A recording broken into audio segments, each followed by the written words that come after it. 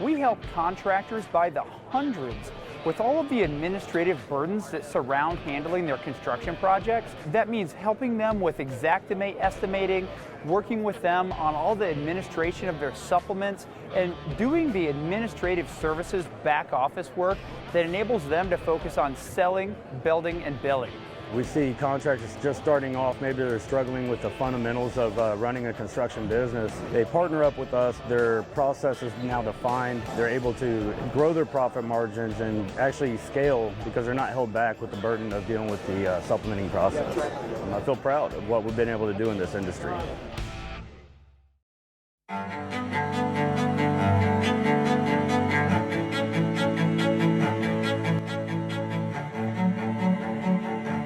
This is Larry Bache with the Merlin Law Group, helping policyholders for more than 30 years. If you have a claim or your client has a claim that needs help, please feel free to call the Merlin Law Group because we are the true policyholder advocate.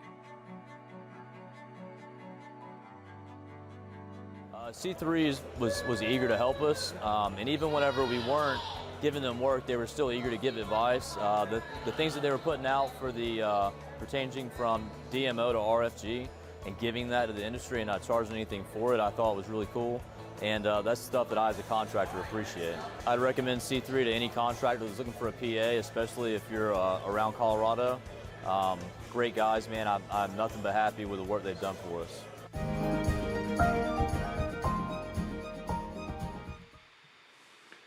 What's up, everybody? Lead meteorologist John Choquette here for Daily 12 p.m. Hail Forecast, sponsored as always by C3 Group, Merlin Law Group, and Art of the Supplement and Balance Claims. So we had quite a bit of hail yesterday across Texas, and even on Saturday across Texas as well. So how are things looking for this week? It looks like we're going to be seeing quite a bit of activity. No major sweeping outbreaks I don't see coming between the next 3 days, but a lot of hail potential here across a lot of the primary viewing area for here at Hail Chase.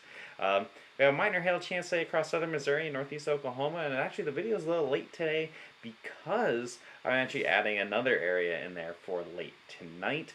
And we have a large hail but possible, could sneak to Oklahoma City metro for tomorrow. Could be a pretty good hail day across Oklahoma for tomorrow. And Dallas-Fort Worth looks like they might have a more what I call traditional hail threat on Wednesday, and that's basically the I-35 dry line setup where you get big supercells to form off them and move into the metroplex. So jumping right into it, before we get to the forecast, we're going to go over what happened yesterday. So this was actually on Saturday, so I didn't get a chance to really recap too much yesterday because we had all the storms happening in the morning. And it looks like we had Huntsville, Katy, and Humboldt, Texas on Saturday. That was a 3-star map. We had up to baseball size hail in Huntsville, Texas, not so much in the Katy area. And then 48,000 homes impacted. Here's a couple pictures. The 2 pictures on the right, that's what you could see in about Katy, Texas. And then that giant hailstone on the left-hand side of the screen, that one was from the Huntsville area. Huntsville had some pretty wild hail yesterday. So, okay, I am. Cool. So, going into yesterday, we had a 4-star map, and I know there was a little confusion with this. This is the entire state of Texas. So what we've been doing is we put the whole state into one map instead of making a 4-star map for the Dallas area, a 3-star map for Houston, and then like a 2-star map for Waco. I think Waco would actually be included with Dallas. We just put it all into one big map. And so that's Fort Worth, Arlington, Waco, Katy, Texas, everything in Texas that happened yesterday as that 4-star map. It would have been a 4-star just on its own in Dallas. And we had 2-inch hail, some 2-inch hail in the Waco area, not Waco, in the Fort Worth area. And then I think there's a little bit of 2-inch hail by Palestine, Texas as well. And obviously the house count's quite large, includes a couple of major metros, about 178,938 homes. So pretty good storm here. First real storm of the year for the Dallas area. I know it's not your typical what you guys want, that giant 5-star with all the 3-inch hail, but there was some larger hail in there, especially in the Fort Worth area. And a couple pictures. The 2 pictures on the right, those are both from the Fort Worth area, and then on the left, that is actually a photo, I think, from Katy, Texas, so just kind of splitting it up a little bit. So you can go check that 4-star map out. It was also a 3-star map. This one happened very early in the morning yesterday. Some crazy winds with this as well in Alexander City, Wessington, Macedonia, Alabama. Some 2-inch hail, only about 6,000 homes impacted, but this was some crazy wind-driven hail. Saw some real wild videos out of this. Unfortunately, I didn't really have any photos to work with, but the videos are pretty crazy. So this is your forecast today for 420. We have 2 areas we're looking at. Now originally I only had in southern Missouri and parts of northeastern Oklahoma, but with the most recent update from the Storm Prediction Center, they added Dallas in there, and that kind of threw me for a loop. I was like, really, Dallas? And it turns out that one of the main models that we use for the short-term forecasting isn't forecasting anything for Dallas, but literally everyone else is showing some storms forming in the Dallas area late tonight. So this could be a nice little sneaky day. I know a lot of these Dallas events that tend to happen. It's a little sneaky event that comes by. So we're gonna have to watch this super carefully. Don't worry, we have the meteorologists who are on call there. I think taking a break now and trying to sleep a little bit in case things kind of turn up tonight. So we have Springfield area, that looks like it's going to be the most significant chance for hail, your most likely chance for seeing some hail today. Nothing too crazy size-wise. You could see some storms in northern Oklahoma by Tulsa or even by Woodward. Probably not so much Oklahoma City. And then there's a low chance you could see some storms sneaking down to Fayetteville. So overall, a pretty low-end risk. Starting with Springfield, Missouri, between 4 and that's supposed to be 7 p.m. Forgot to put that in. Between 4 and 7 p.m. had about $half size hail, your max size potential, I think, with these storms. And then kind of a low chance and a very low chance for anything really over $half size. Now for Dallas, this is again the most recent update here, just from a few moments ago, between 12 and 3 o'clock in the morning. So it's going to be a late night event.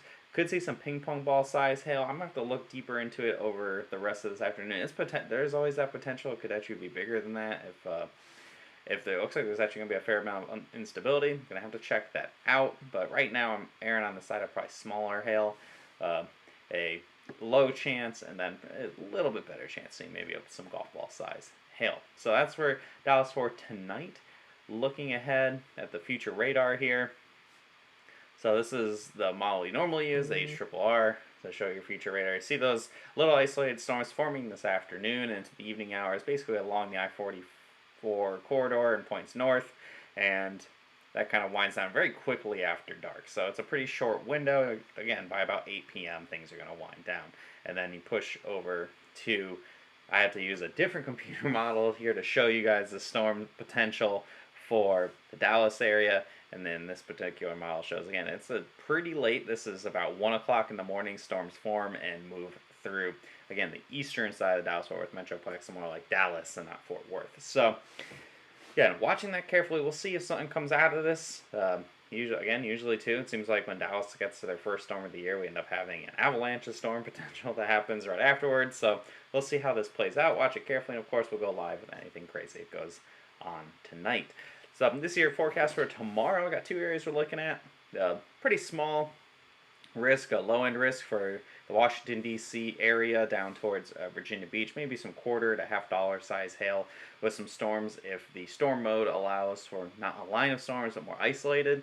And here in Oklahoma, your eyes went right to the red at the middle of the screen there. Yes, it looks like we could have a decent hail day tomorrow in Oklahoma as a storm system pushing through that is going to take advantage of a lot of instability available, and we could have some pretty significant hail growth. I got the red in there thinking 2-inch hail, maybe to tennis ball size hail if something goes really crazy. Overall, on average, maybe about golf ball size hail is your max potential. I'd say that for Oklahoma City. And really going to come down to where everything sets up. Right now, it's looking like it's setting up close to the Red River, maybe somewhere between Amarillo and maybe Weatherford, Oklahoma, but things shift east a little bit. It could be Oklahoma City. So we'll watch that super carefully for you guys. This is what the future radar is showing. The area right now, you see the storms form in the afternoon and moving from northwest to southeast. So these could be some pretty potent hailers for the Tuesday evening. Maybe even a non-zero chance we chase this. I don't know. We'll see how Derek has to think about that. And then here along the East Coast, Again, a line of storms, probably some wind potential up north in Connecticut and New York and Pennsylvania, but that small hail chance over by the mid-Atlantic states and by the Washington, D.C. metro. And, whoop, my internet not doing good? Oh no, did something happen?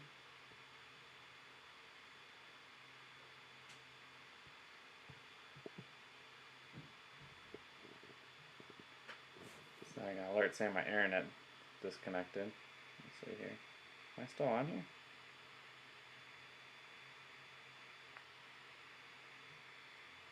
I think I'm still alive. But anyway, if there's still problems, I'll probably I can change this and fix it if I still seeing issues in a minute here. But this is for Wednesday. Yes, this is your risk.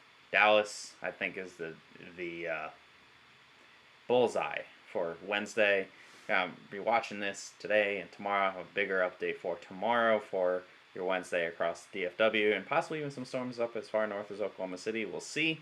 And then after that, we have a lot of uncertainty for Thursday and Friday. The models are having a really hard time even grasping anything beyond a couple days. So it's a little hard to pick up some stuff. Did my stuff just completely disconnect? Well, if I completely disconnect it, I'll have to, well, this will obviously be not shown, and I'll have to go back and do it again in a minute. So I'll just say follow us on Facebook, YouTube, Instagram, and Twitter, and give us a call, email us, or visit our website. You guys know the drill. It's very possible I'm going to have to do this video again in a second here. I don't know if I'm currently live or not. I don't know what happened. So I'm going to wrap this up, and it's very possible I'm going to do this again. Unless it's broadcasting, then it's going to go kind of silly that I rushed it. So see you guys later.